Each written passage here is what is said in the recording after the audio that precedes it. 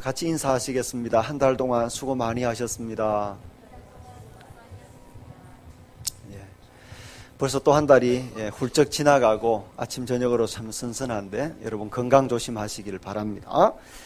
느헤미야 강의를 계속해 나가겠습니다. 오늘 설교 제목이 뭐죠? 교회 세우기. 그래서 앞으로 몇 주 동안은 교회 세우기에 대한 얘기를 계속 해 나가겠습니다. 지난주까지 주제가 뭐였죠?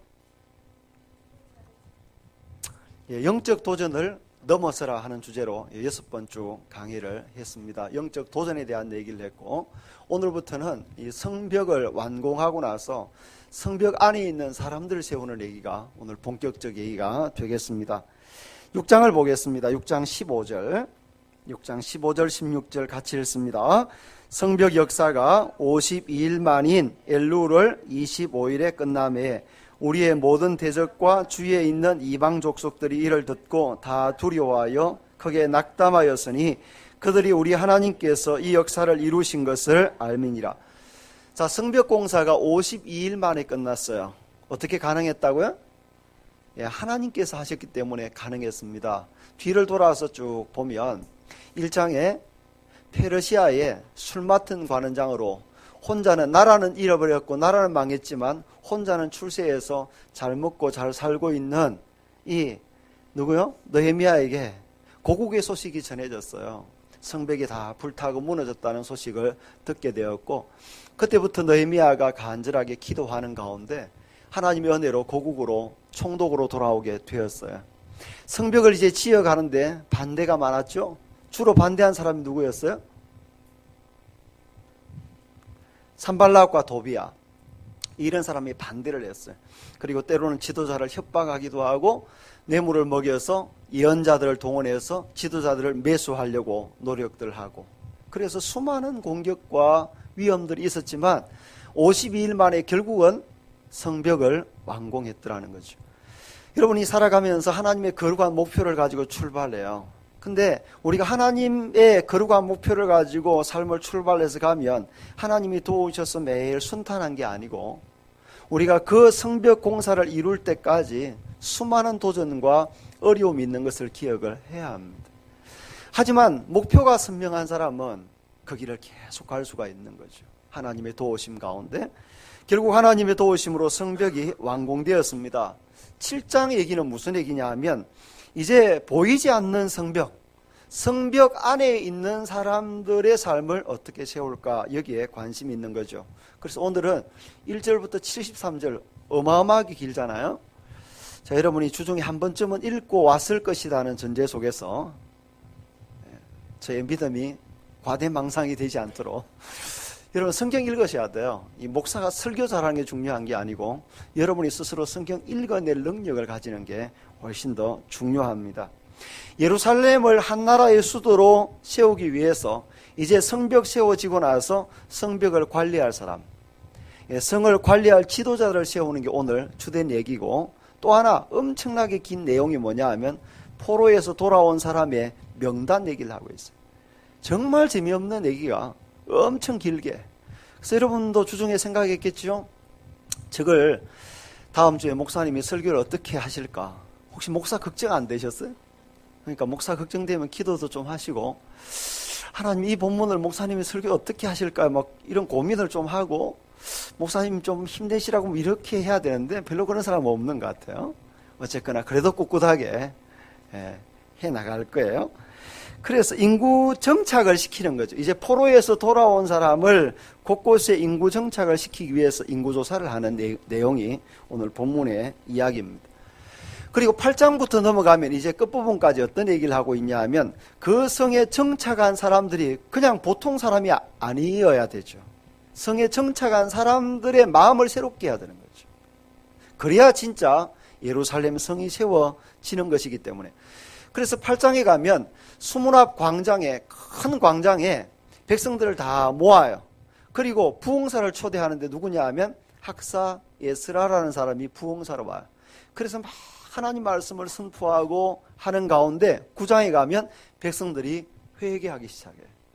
그래서 진짜 성벽, 눈에 보이는 성벽이 세워지는 것으로 끝나지 아니하고 성벽 안에 있는 하나님의 사람이 정말 영적 예루살렘, 영적 이스라엘로 세워지는 것을 보게 되는 것.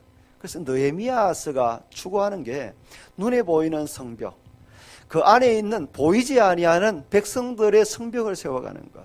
이게 주된 내용이라는 걸 기억했으면 좋겠어요. 그래서 제가 교회도 마찬가지다. 교회는 건물이 아니라 교회는 사람이에요. 교회 이 예배당, 이 건물은 예배당이잖아요. 예배드리는 집. 이 예배드리는 집 안에 오신 여러분 한 사람 한 사람을 어떻게 하나님의 사람으로 세워갈까? 이게 교회가 고민해야 될 거예요. 그래서 교회 세우기라는 주제로 앞으로 쭉 살펴보려고 합니다. 첫 번째 살펴볼 것은 교회는 외면을 넘어서 내면을 아름답게 해야 합니다. 제가 외면을 넘어라고 표현한 것은 처음에는요, 교회는 껍데기가 아니라 속이 더 중요하다 이렇게 했어요. 외면보다 내면이 더 중요하다. 근데 이러면요, 가끔 어떤 사람은 외면을 부정하는 수가 있어요. 여러분, 컵이 중요해요? 컵 안에 있는 물이 중요해요? 물이 들었어요, 이게. 들었죠? 지금 물이 사실은 중요하죠. 하지만 그 물을 위해서 컵도 엄청나게 중요해요. 인류 역사에 계속된 싸움은 뭐냐면 내용이냐 형식이냐. 내용도 중요하고 그 내용물을 담기 위해서 형식도 중요해요. 어떤 사람들은 탈권위주의 시대에 형식을 완전히 깨트려 보려고 하는데 아니요, 그 사람도 형식 속에 있어요. 매일 밥 먹고 매일 싸고 매일 자고 우리는 기본적인 틀 속에 살아가고 있어요.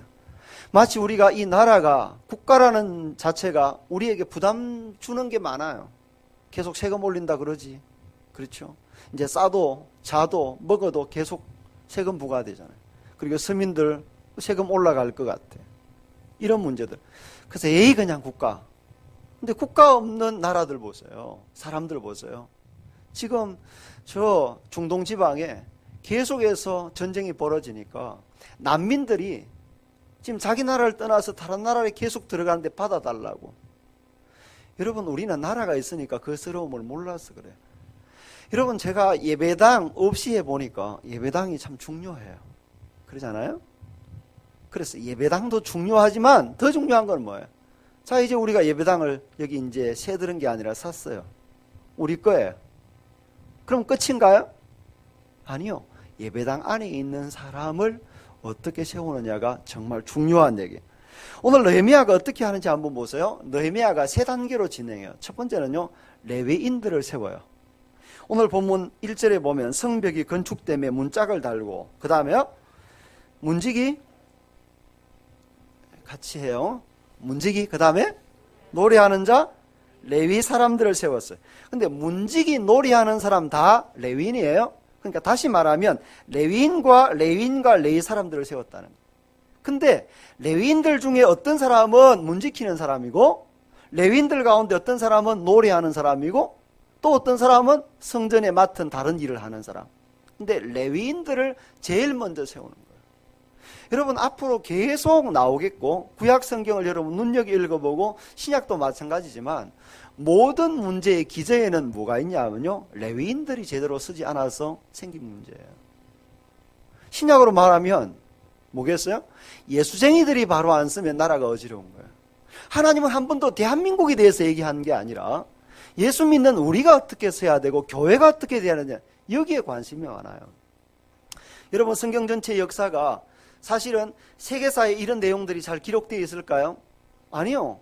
세계사에는 이런 게 별로 관심이 없어요. 근데 성경은 하나님의 역사 중심으로 세계사를 다시 재조명하고 있는 거예요.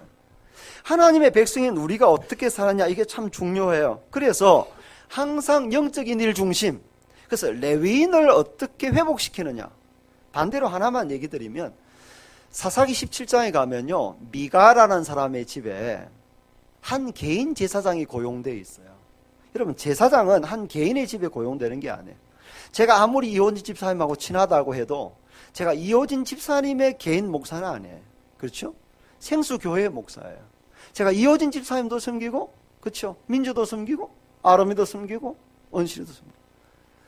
지금 저는 교회 목사예요. 레위인은요, 성전에서 섬기는 사람들이었어요. 근데 성전에서 공적으로 섬겨야 될 사람이 한 개인 미가의 집에 개인 제사장이 되어 있는 시대가 사사시대였어요. 그러니까 나라가 혼란하고 어지럽고 망해가는 거죠. 느헤미야가 제일 눈여겨본 게 뭐냐 하면 이 시대의 모든 문제의 기저에 레위인의 타락이 있구나. 그래서 레위인을 바르게 세우는 일을 하고 있는 거예요. 두 번째는요, 지도자를 세워요. 레위인 세우고 나서 지도자 세우는데 지도자 누굴 세워요? 2절을 보면 내 아우 하나니와 영문의 관은 하나냐, 형제는 아닌데요. 하여튼 하나는 동생이고 하나는 충실한 사람이에요. 그럼 우리가 내 아우 하나니 보면서 딱 느헤미야도 별것 없구만, 친인척, 측근 비리, 뭐 측근 등용하고 자기 코드에 맞는 사람 세우고, 그게 아니에요. 여러분, 하나니가 누구예요? 느헤미야의 개인적인 아우일 뿐만 아니라 우리가 1장 한번 가볼까요? 1장 1절부터 3절 읽습니다. 하갈의 아들 느헤미야의 말이라. 아닥사스다 왕 제20년 기슬러월에 내가 수상궁에 있는데 내 형제들 가운데 하나인 하나니가 두 사람과 함께 유다에서 내게 이르렀기로 내가 그 사로잡힘을 면하고 남아있는 유다와 예루살렘 사람들의 형편을 물은즉 그들이 내게 이르되 사로잡힘을 면하고 남아있는 자들이 그 지방 거기에서 큰 환난을 당하고 능욕을 받으며 예루살렘 성은 허물어지고 성문들은 불탔다 하는지라. 하나니가 어떤 사람이냐 하면 느헤미야의 동생이기도 하지만 그는 이 느헤미야의 친인척 관계를 넘어서서 형 동생과의 관계를 넘어서서 이 예루살렘 성의 모든 형편을 잘 알고 있는 사람, 하나님의 관점에서 이 예루살렘 성의 중요성을 알고 있는 사람, 예루살렘 성이 무너진 데 대해서 안타까워하는 사람, 그러다가 아마 여러 가지 운동을 시도했겠죠. 그러니까 많은 사람 가운데 페르시아로 압송되어 온 사람, 그리고 그 사실을 느헤미야에게 얘기하고 방법을 모색하고 기도했던 사람, 다시 말하면 하나님의 역사에 관심이 있고 그 하나님 역사를 위해서 몸부림쳤던 사람인 것을 알 수가 있습니다. 또 한 사람 하나냐, 2절 하반절을 보세요. 오늘 본문 돌아와서 하나냐는 어떤 사람이에요? 충성스러운 사람, 그리고 하나님을 경외함이 무리 중에서 뛰어난 사람. 그러니까 교회 지도자는 아무나 세우면 안 돼요. 괜히 3분의 2 투표할 때 인기 투표하는 게 아니에요. 정말 저 사람이 교회를 위해서 일할 만한 사람인가, 그 사람의 평상시의 삶이 신실한가, 우리가 기도하면서 들여다보는 거예요. 그리고 우리가 다 부족하지만 최선을 다해서 세우는 것 뿐이에요. 여러분, 초대교회, 교회가 왕성해지니까 일꾼들을 세워요. 7집사를 세울 때 어떻게 세워요? 아무나 안 세우는 거죠. 믿음과 성령, 지혜가 충만한 사람을 세우는 거예요. 하나님을 두려워하고 진실무망한 사람을 모세가 1000부장, 100부장, 50부장 세우는 거예요. 지금 예루살렘 성에 제사장, 영적 리더를 세울 뿐만 아니라 그 성을 통치할 만한 지도자들을 지금 세우고 있어요.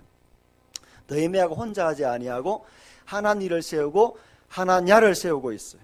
그 다음에 세 번째 단계에는요, 그 사람들을 통해서 철저히 경비하게 해요. 3절을 봅니다. 내가 그들에게 이르기를 해가 높이 뜨기 전에는 예루살렘 성문을 열지 말고 아직 파수할 때에 곧 문을 닫고 빗장을 지르며 또 예루살렘 주민이 각각 자기가 지키는 곳에서 파수하되 자기 집 맞은편을 지키게 하라 하였노니. 자, 느헤미야가 해가 높이 뜨기 전에는 성문 열지 말래요. 왜요? 이유가 4절에 나와 있어요. 그 성읍은 광대하고. 우리가 지난 시간에 지도를 봤지만 성이 별로 광대하지 않아요. 근데 왜 광대하다고 하냐면 포로에서 돌아온 사람의 숫자에 비해서, 그 성에 거주하는 숫자에 비해서 성이 큰 거예요. 그러니까 성은 지어졌는데 그 성을 방비할 능력이 충분히 있지 않아요. 그러니까 밤에는요, 문을 꽁꽁 최대한 닫아야 돼요. 그렇죠? 그럼 나홀로 집의 영화 보셨나요? 완투 이렇게 나오는 거 보면 꼬마 하나가 그 집을 사수하잖아요.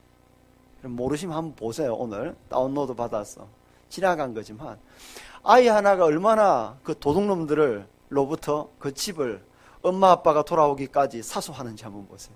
아주 코믹하고 재미있는데, 지금 느헤미야가 해가 높이 뜨기 전에는 예루살렘 성문 열지 말고 빗장을 굳게 시르고, 그래서 이 성을 철동같이 경비하라. 다시 한번 생각해 보세요. 자, 느헤미야가 가장 이 성이 왜 과거에 무너졌을까 생각해 보니까 성전의 기능이 마비되어서 성이 무너졌어요. 그래서 성전을 위해서 레위인들을 세워요. 그리고 백성의 지도자들을 세워요. 그리고 그들로 통해서 이 예루살렘 성을 통치하게 만드는 것을 볼 수가 있습니다. 우리가 영적 집을 건축할 때도 마찬가지예요. 여러분, 집만 지어놓고 속만 깨끗하게 청소한다고 끝나는 게 아니에요. 마태복음 12장과 누가복음 11장에 보면 예수님이 이런 얘기를 합니다. 한 사람에게서 귀신이 쫓겨나갔어요. 근데 그 사람 마음에 다른 것으로 채우지 아니하니까 나갔던 귀신이 두루 다니다가 있을 곳을 찾지 못해서 다시 돌아와 보니까 깨끗이 비고 소재되어 있어요. 청소되어 있어요. 그래서 더 악한 것들을 데리고 들어왔더라. 그러니까 그 사람의 나중 형편이 처음보다 훨씬 더 심각해졌더라 라고 얘기합니다. 우리가 성벽 열심히 짓는 것 중요해요. 성 안을 열심히 청소하는 것 중요해요. 근데 더 중요한 것은 그 안에 하나님의 사람으로 채우고 하나님의 사람으로 세워가는 것이 훨씬 더 중요합니다. 여러분, 우리 교회가 교회를 세워갈 때도 건물 예쁘게 짓는 것으로 끝나면 안 돼요. 이 건물 안에 들어오는 사람들, 특별히 이 가운데 영적 리더들을 잘 세워야 돼요. 그리고 교회를 리드해갈 만한 리더들을 세워야 돼요. 지도자들을 세워야 돼요. 중직자들을 세워가야 돼요. 그리고 원수들이 아직도 많고 우리 교회를 도전하는 세력들이 반드시 있겠죠? 내부로 침투하거나 바깥에서 공격하거나 그때 철저하게 경비하고 대비해서 정말 생수교회가 외면보다 내면이 더 아름다운, 저는 늘 기도하는 것이 우리 교회 외면, 지금 우리가 볼 때 이미 처음 시작해서 개척했던 우리가 볼 때는 엄청 화려해졌어요. 근데 바깥에서 들어오면 마사지 집도 통과해야 되고 컴퓨터 방도 통과해야 되고 뒤에는 노래방, 우리가 술집 하나는 점령해서 교육관으로 바꾸었지만 점령해야 될 곳들이 많이 있죠. 근데 우리 교회를 처음 방문하는 사람들이 들어올 때 지하네, 분위기가 좀 그러네. 근데 문을 열고 딱 들어와서 예배 드리는 우리의 모습들을 보고 하나님 찬양하는 것을 볼 때, 야, 이 교회는 내면이 훨씬 더 아름답다, 이 안이 더 훨씬 더 아름답다, 그런 고백을 받을 수 있는 교회가 되기를 축복합니다. 그게 느헤미야 프로젝트예요. 두 번째, 지금 느헤미야가 얘기하는 게 뭐냐 하면 따라합니다. 교회는 교세를 추구하지 말고 한 사람 철학을 추구해야 한다. 여러분, 교회는 교세를 확장하려고 하지 말고 한 사람을 세워가려고 노력해야 돼. 이게 아주 긴 본문인 5절부터 69절의 전체 얘기예요. 오늘 5절부터 69절의 내용이 뭔지를 한번 간단하게 봐요. 5절 봅니다. 내 하나님이 내 마음을 감동하사 귀족들과 민장들과 백성을 모아 그 계보대로 등록하게 하심으로, 지금요 계보를 만드는 거죠. 만들어요. 그리고 내가 처음으로 돌아온 자의 계보를 얻었는데, 처음으로 돌아온 자가 뭐예요? 바벨론 포로로 잡혀갔다가 이제 1차로 돌아왔어요. 그 1차로 돌아온 사람 가운데 누가 있어요? 제가 리더가 누구였다고 그랬어요? 스룹바벨. 그래서 여러분 7절에 스룹바벨 이름이 나와요. 6절부터 보면 옛적에 바벨론 왕 느부갓네살에게 사로잡혀 갔던 자들 중에서 노임을 받고 예루살렘과 유다에 돌아와 각기 자기들의 성읍에 이른 자들, 곧 제일 먼저 누가 나와요? 스룹바벨. 그러니까 총독 외 지도자 외 백성 몇 명 이렇게 나오는 거예요. 총독이 스룹바벨이에요. 그리고 예수와 느헤미야, 아사랴 이렇게 쭉 나오는데, 여기 느헤미야는 오늘 본문의 총독 느헤미야는 아니에요. 왜냐하면 1차 때 돌아온 사람이 아니기 때문에 다른 사람인 것을 짐작을 할 수가 있어요. 어쨌거나 돌아온 사람들의 명수가 이러하니라 라고 하고 8절부터 이제 사람 이름을 쭉 56절까지 기록을 하는 거예요. 여러분, 이게 왜 중요하냐? 지금 인구조사를 하고 있단 말이죠. 똑같은 내용이 에스라 2장에 똑같은 내용이 나와요. 똑같은 사람이 기록되어 있고 명수만 조금 다르게 나와 있는데 분류를 간단하게 해봅니다. 첫 번째는요, 귀한 자들을 구분해서 기록하고 있어요. 8절부터 보면 18가정이 25절까지, 그러니까 8절부터 25절은 가정이 기록되어 있어요. 8절 보세요. 바로스 자손은 얼마, 9절 스바다 자손은 몇 명, 그 다음에 아라 자손 몇 명, 바모압 자손 곧 예수와 요압 자손 몇 명, 엘람 자손 몇 명, 사뚜 자손 몇 명, 삭개 자손 몇 명, 이러면서 거기 25절까지 가요. 기브온 사람이 95명이요. 그 다음에 26절부터 38절까지는 동네별로, 여기는 신도림동, 여기는 구로동, 여기는 목동, 이런 식으로 지금 동네별로 보세요. 26절 베들레헴 너도바 사람이 몇 명, 아나도 사람 몇 명. 여러분 이게 이름을 모르니까 근데 여기 지명이에요. 지명. 베들레헴 몇 명. 여러분 이렇게 기억하시면 돼요. 신도림은 몇 명, 그죠? 그 구로 1동 몇 명, 구로 2동 몇 명, 고척동 몇 명. 그래서 구로구 총 몇 명 이렇게 나오는. 그래서 아나돈, 베다스마웬, 기럇야림, 거리바, 브에롯 이렇게 하면서 38절까지. 39절을 봅니다. 39절에 제사장들의 이 사각형 치세요. 제 성경 보면 그렇게 돼 있어요. 딱 이렇게. 여러분 잘 안 보이는데. 아까 앞에 나왔던 8절에 첫 번째 사람 동그라미 하나, 26절에 베들레헴의 사각형 하나, 39절에 제사장들은 하면서 제사장들 이름 쭉 소개가 되어 있죠. 제사장들이 4,289명. 그 다음에 레위인들 명단이 소개가 되어 있어요. 43절부터 45절까지 노래하는 자들, 문지기들 360명. 근데 눈여겨볼 게 있어요. 지금 아까 앞에도 사람들을 세울 때, 레위인들을 세울 때 문지기들, 노래하는 자들, 레위인. 오늘 본문에도 노래하는 자들, 문지기들. 또 뒤에도 노래하는 자들. 노래하는 자들을 많이 기록하고 있어요. 눈여겨볼 필요가 있어요. 여러분 이스라엘은 노래를 참 중요시했어요. 중요시했어요. 그래서 출애굽하고 나서 홍해를 건너고 나서 제일 먼저 누가 찬양해요? 모세가 찬양해요. 그리고 모세의 누이 미리암이 하나님을 찬양하고, 미리암이 속옷치며 춤추니까 찬양하니까 모든 이스라엘 여인이 따라서 찬양해요. 그리고 나중에 가면 다윗이 찬양들을 조직해요. 여러분 찬양이라는 게 참 중요해요. 근데 이것은요, 찬양되냐 아니냐 이게 중요한 게 아니라 원리를 잘 보면 하나님의 일이에요. 그러니까 인상 쓰고 하지 말라는 거죠. 제가 늘 우리 동역자들에게도 가끔씩 당부하는 게 기쁘고 즐겁게. 누가 시킨 거예요? 담임 목사를 보고 일하는 게 아니에요. 여러분도 담임 목사에게 충성하는 것도 아니에요.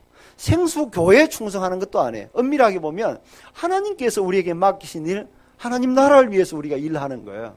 근데 하나님이 시키셨는데 인상 팍 쓰고 하면요, 여러분이 만약 회사에 오너다 일 좀 시켜놨더니면 종업원이 인상은 뭐 그럼 되겠어요?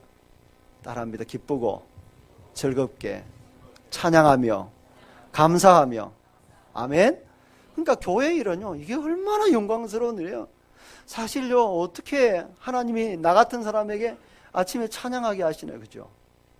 이거요, 누가, 이게 정말 영광스러운 일이에요. 하나님이 지금 나에게 부탁하신 일이잖아요.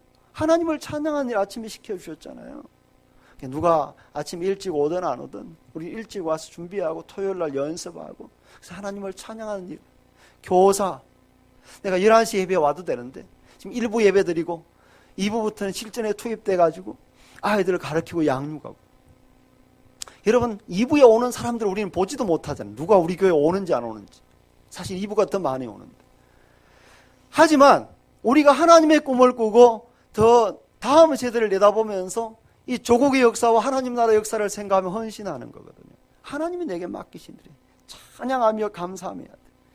그 다음에 성전에서 일하는 사람들을 46절부터 소개합니다. 46절 보면 너드님 사람들은, 그리고 게로스 자손 뭐 이렇게 쭉 성전에 일하는 사람들. 그리고 57절 보면 57절 솔로몬의 신하의 자손은 소대 자손과 이러면서 쭉 나와요. 그리고 쭉 내려가서 60절을 보세요. 60절. 모든 너드님 사람과 솔로몬 신하의 자손이 392명이다. 392명은요, 46절부터 59절까지가 362명이라는 거예요. 이해하시겠죠? 그러니까 성전에서 일하는 사람과 솔로몬의 신하의 자손들까지 포함해서 392명. 그 다음에 61절을 보면 델멜라와 델하르사와 그룹과 아돈과 인멜로부터 올라온 자가 있으나 그런데 이게 좀 문제가 있는 거예요. 그들의 종족이나 계보가 이스라엘에 속하였는지는 증거할 수 없으니, 얘가 지금 포로에서 돌아오기는 왔는데 얘가 유다 사람인지 아닌지 분간이 된다 안 된다? 지는 유다인이라고 말하는데 족보 확인이 안 돼. 지는 지금 독립 운동가의 후손이라고 그러는데 족보 확인이 안 돼. 걔가 친일파인지 아닌지 구분이 안 되는 거야. 이게 잘 봐야 돼요. 예. 흑백을 잘 가려야 돼. 근데 지금은 지금 잘 구분이 안 되고 자료가 불충분해요. 나중에 가면 이런 사람들은 일에서 제외시켜요. 확실치 아니하니까. 중요해요. 중요해요. 여러분 교회도 일하다 보면 일꾼 아닌 사람들은요 크게 좌지우지하지 않아요. 초신자들이 우리 교회를 좌지우지할까요? 아니요. 일 맡은 사람이요 헌신하지 아니하고 꼬장 부리면 진짜 힘들어져요. 그래서 일꾼 세울 때 정말 잘 세워야 되는 것을 알 수가 있죠. 그래서 그 다음에 족보를 알 수 없는 귀한 자들, 그래서 642명. 그래서 귀한 자들의 총 합계가 얼마냐? 제가 10개 이하라고 그랬어요. 신도림동 얼마, 구로일동 얼마, 고척동 얼마 이렇게 해서 구로구 얼마. 이걸 머리에 두고 이 본문을 봐야 돼. 66절. 온 회중의 합계는 몇 명이다? 42,360명이다. 근데 42,360명 외에 또 노비가, 그 외에 노비가 몇 명? 7,337명. 그 다음에 그들에게 노래하는 남녀가 245명. 그러니까 도합 몇 명? 49,942명. 요게 제가 더하기, 어제 계산기로 열심히 이제 두들겨 보니까 49,942명. 근데 에스라서와 좀 차이가 있어요. 제가 에스라 2장에 똑같은 내용이 나온다 그랬어요. 근데 에스라 2장은요, 다 하면 49,897명. 몇 명이 차이 나냐면 45명이 어디 사라진 거예요. 그 45명이 어디서 차이 나는지를 비교해 보니까 온 회중, 노비 다 같은데 노래하는 남녀에서 느헤미야는 245명이라고 기록하고 에스라는 200명으로 기록했어요. 요건 지금 학자들 따라 좀 차이가 있어요. 7장 67절 한번 봐요. 67절. 그 외에 노비가 7,337명이요. 그들에게는 노래하는 남녀가 245명이었다. 이렇게 되어 있잖아요. 근데 68절을 보면 말이 736마리요. 노새가 245마리. 245명, 245마리.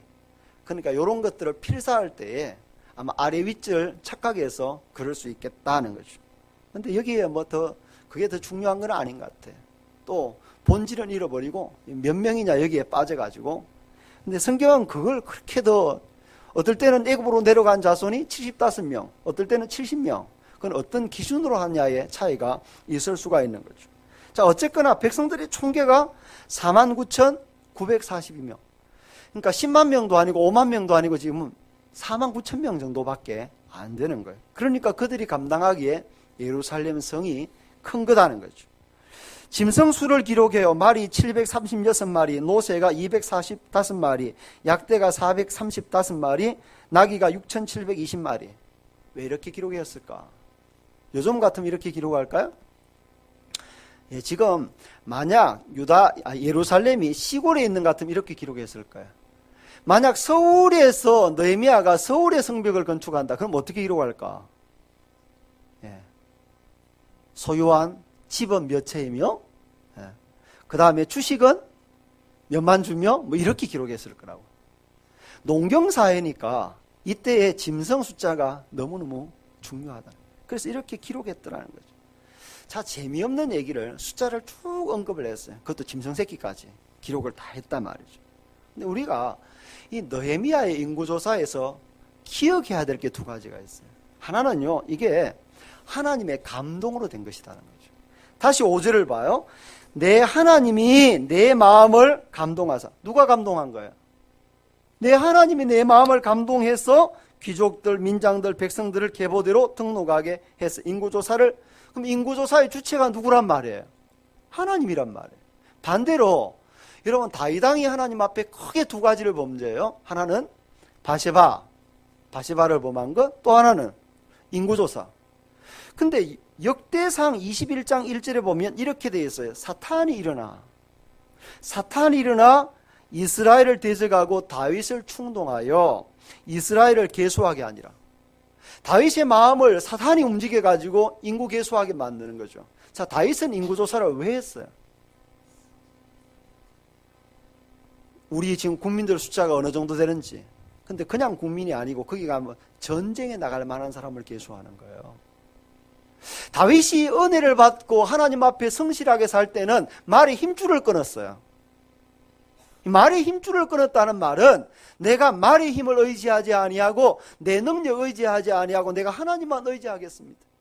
그가 들판에서 아버지 집에서 양치는 비천한 가운데 있을 때 하나님은 그를 들어서 이스라엘의 주권자가 되게 하셨어요. 그의 힘이 아니었어요. 하나님의 능력이었어요.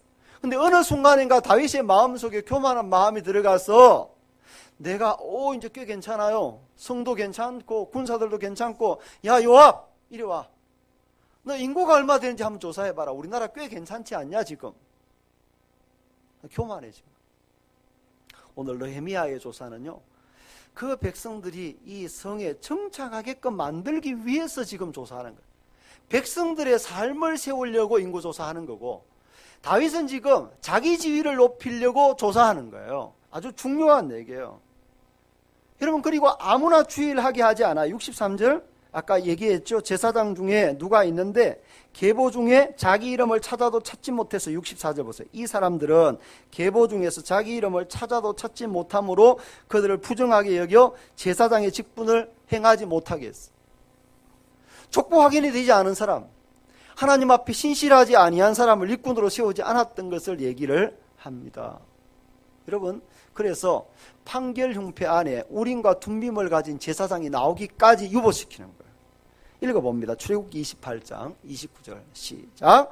아론이 성소에 들어갈 때에는 이스라엘 아들들의 이름을 기록한 이 판결 흉패를 가슴에 붙여 여호와 앞에 영원한 기념을 삼을 것이니라. 너희는 우림과 둠밈을 판결 흉패 안에 넣어 아론이 여호와 앞에 들어갈 때에 그의 가슴에 붙이게 하라. 아론은 여호와 앞에서 이스라엘 자손의 흉패를 항상 그의 가슴에 붙일지니라. 아론 대제사장이 흉패를 붙이는 거예요. 흉패는 가슴에 있는 거죠. 가슴에 지금 작은 옷 하나를 입어요. 에보드 옷을 입는데 그 에보드 앞에 지금 보석이 새겨진 지금 흉패. 그 안에 안에 주머니가 있어요. 안에 주머니. 그 주머니 안에 뭘 넣냐 하면 우림과 둠밈이라는 돌을 넣어요. 그래서 이 사람이 죄인이냐 아니냐, 이 일을 해야 되냐 말아야 되냐 할 때에 그 돌 가운데 속에서 만지작만지하게 하나를 뽑아서 이게 이 하나님 뜻이다 해. 하나님 뜻이다 이 사람을 세워. 이건 아니야. 이렇게 판결하는 그게 판결 흉패, 판결 돌이에요. 판결 돌. 그래서 이 사람이 지금 족보 확인이 안 되니까 나중에 우림과 둠밈을 가진 제사장이 나와서 이 사람들이 신실하다 아니다를 확인해 줄 때까지는 이 사람은 사역에서 제외. 이해가 돼요? 그래서 인구조사 얘기가 나왔는데 성경에 나오는 이 인구조사가 딱 두 가지라고 그랬어요. 하나님이 하게 하신 것, 자기가 하는 것. 여러분, 우리 교회가 매주마다 숫자 체크해요. 그리고 성도들 전체 엑셀 작업 다 돼 있어요. 어제도 제가 또 전반기 지나고 방학 지나면서 또 엑셀 작업. 자, 계속 수정해 주면서 좀 조사를 하고 있어요. 제가 조사하는 이유는 뭐냐 하면 이 사람이 정말 신앙생활 잘 하고 있는지, 제자훈련 받고 있는지, 지금 어디까지 제자훈련 받았는지. 그러니까 한 사람 한 사람 정말 그냥 생수교회 왔다 갔다 하지 아니하고 하나님의 사람으로 세워가는 데 목적이 있어요. 이 사람이 처음 우리 교회에 와서 예수 그리스도를 고백했냐 안 했냐, 그리고 기초교리반 했냐 안 했냐, 이걸 통해서 어느 정도 신앙 성숙이 되어가냐 아니냐, 이 사람이 앞으로 리더로 세워야 될지 안. 여러분, 사람을 우리가 할 때에 교세 확장, 생수교회가 앞으로 몇천 명 돼, 그런 건 꿈꾸지 마세요. 생수교회가 하나님이 원하시는 교회가 되도록 그 안에 있는 사람 한 사람 한 사람을 하나님의 사람으로 세워가도록 노력을 해야 되는 겁니다. 마지막 세 번째, 교회는 성도들의 헌신으로 세워져 가요. 70절, 72절까지 한번 읽어봅니다. 70절부터 시작. 어떤 족장들은 역사를 위하여 보조하였고 총독은 금천 드라크마와 대접 50과 제사장의 의복 530벌을 보물곡간에 드렸고 또 어떤 족장들은 금 2만 드라크마와 은 2200마니를 역사곡간에 드렸고 그 나머지 백성은 금 2만 드라크마와 은 2000마니와 제사장의 의복 67벌을 드렸느니라. 이게 동사를 눈여겨보아야 돼요. 보조하였고 드렸느니라. 이 드렸다는 표현이 계속 반복돼요. 뭘 드렸어요? 금 계산해보면 4만 1000 드라크마, 총독이 1000 드라크마, 어떤 족장이 한 명이요 2만 드라크마를 냈어요. 금 2만 드라크마. 그리고 나머지 백성 전부가 쉽게 말하면 이런 거예요. 자, 어떤 부자가 한 10억을 헌금을 했어요. 10억을. 그리고 나머지 성도 전체가 10억을 헌금하고, 또 지도자가 뭐 몇 억을 헌금하고, 지금 이렇게 된 거예요. 이렇게. 그래서 성벽이 완공이 돼요. 은이 4,200만에, 대접이 50개, 제사장 의복이 597벌. 이렇게 헌신했다고 얘기합니다. 하나님의 일은요, 성도들의 헌신을 통해서 이루어집니다. 시편 110편 3절을 같이 읽습니다. 주의 권능의 날에 주의 백성이 거룩한 옷을 입고 즐거이 헌신하니 새벽 이슬 같은 주의 청년들이 죽게 나오는도다. 여러분, 주의 권능의 날에 주의 백성들이 거룩한 옷을 입고 즐거이 헌신하니, 우리는요 거룩한 옷을 입고 이것만 생각해요. 근데 거룩한 옷을 입은 사람들이 해야 될 게 뭐냐면 헌신하는 거죠. 즐거이 헌신하는, 그냥 억지로 헌신하는 게 아니라 내게 주신 하나님 은혜를 생각해서 즐거이 헌신하는 거. 정말 우리 교회가 이랬으면 좋겠어요. 지도자가 교회를 위해서 헌신할 줄 아는. 요즘 지도자들 때문에 교회들이 몸살 앓고 있는데, 지도자가 교회를 위해서 헌신할 줄 아는 사람. 그리고 부자들이요, 오늘 본문에 보니까 족장 한 사람이 엄청 헌신하잖아요. 혼자 금 2만 드라크마를 혼자 내어놓아요. 우리 교회 가운데 부자들이 있다면 그 부자가 자기를 위한 게 아니어야 돼. 하나님이 괜히 나를 부자 되게 한 게 아니에요. 그래서 하나님이 내게 주셨으면 헌신할 수 있어야 돼. 그리고요, 많이 내거나 적게 내거나 차이가 없어요. 나머지 모든 성도들로 함께 헌신했어요. 나머지 모든 백성들이 금 2만 드라크마를 또 하나님 앞에 헌신했어요. 우리 교회의 지도자이든 부자이든 가난한 자이든, 가난하면 가난한 대로, 부자이면 부자인 대로, 지도자면 지도자인 대로 하나님 앞에서 성실하게 헌신하는 게 중요합니다. 그것이 영적 변화의 증거예요. 여러분, 본문에 하나님께 헌신했던 사람들의 명단이 소개가 되어 있잖아요. 나는 이 명단에 들어있을까? 아니면 전혀 헌신하지 아니한, 앞에 나왔던 하나님 일을 계속해서 방해했던 사람들의 명단에 내가 들어가 있을까? 말은 잘하고 지적은 잘하고 교회를 생각하는 것처럼 말하지만 실상 자기는 교회를 위해서 아무것도 헌신하지 않는 그런 사람은 안 돼. 마지막 한 구절만 읽어보고 말씀을 정리합니다. 고린도전서 4장 19절 읽습니다. 주께서 허락하시면 내가 너희에게 속히 나아가서 교만한 자들의 말이 아니라 오직 그 능력을 알아보겠습니다. 그래서 여러분, 말만 많은 사람은 별로 두려워할 필요가 없어요. 왜냐하면 그 사람 별로 영향력이 없습니다. 말만 그럴 뿐이에요. 왜냐하면 헌신도가 낮기 때문에 사람들도 다 알고 있는 거죠. 주께서 허락하시면 하도 말 많고 싸움질 잘하는 고린도 교회를 향하여서 내가 너희에게 나가면 너희의 말이 아니라 너희의 능력을 알아볼 것이다 라고 얘기를 했습니다. 말씀의 결론을 맺습니다. 포로에서 1차로 귀환한 사람들의 명단을 쭉 소개를 합니다. 읽어보면 정말 재미없는 외국 사람 이름. 저는 외국 사람들 이름 발음도 안 돼요. 발음도.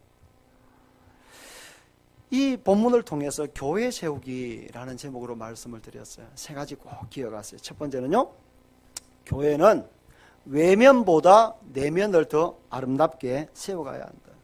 어제도 제가 후배 교회를 방문해서 위로하고 격려하고 왔어요. 이제 부임해 가서 아직 1년이 안 됐어요. 원로 목사님 계시고 뭐 쉽지 않은 교회겠죠. 그래서 어제 바자회 한다길래 가서 격려하고 왔어요. 교육자들과 같이 가서 잔치국수 사 먹고 순대 사 먹고, 이런 한 번씩 방문해 주는 게 얼마나 힘이 되고 위로가 되는지 몰라요. 괜히 거기 가서 잔치국수 그까지 먹으러 가겠어요. 근데 참 힘이 되고 감사하는 것 같아요. 여러분, 1세대 많은 목회자들이 우리 한국교회에 건물 세워두었어요. 저는 그거 귀하다고 생각해요. 어제도 그 교회 가보니까 교회 땅 넓게, 그리고 건물 아름답게 세워놓고 1세대 목사님은 물러가셨어요. 그리고 후임 목사가 왔잖아요.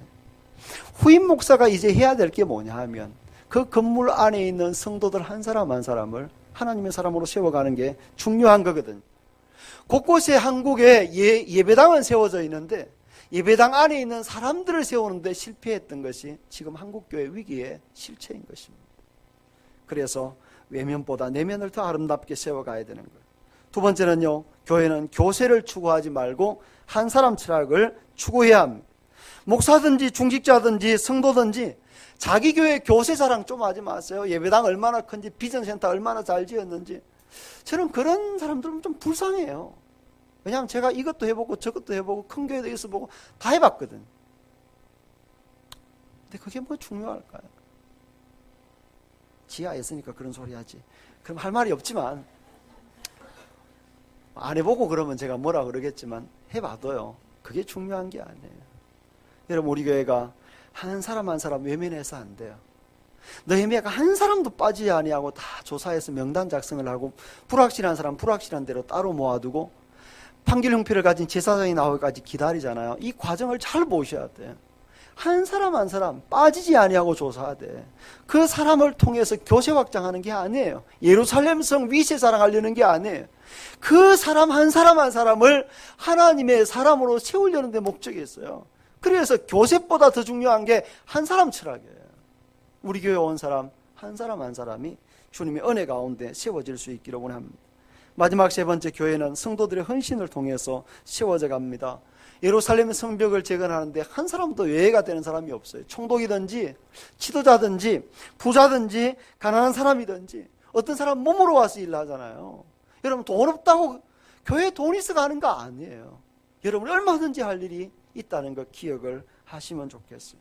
정말 우리 교회 모든 사람의 헌신을 통해서 정말 우리 교회가 아름답게 세워져 가는 은혜가 있어지기를 축복합니다. 자리에서 일어나셔서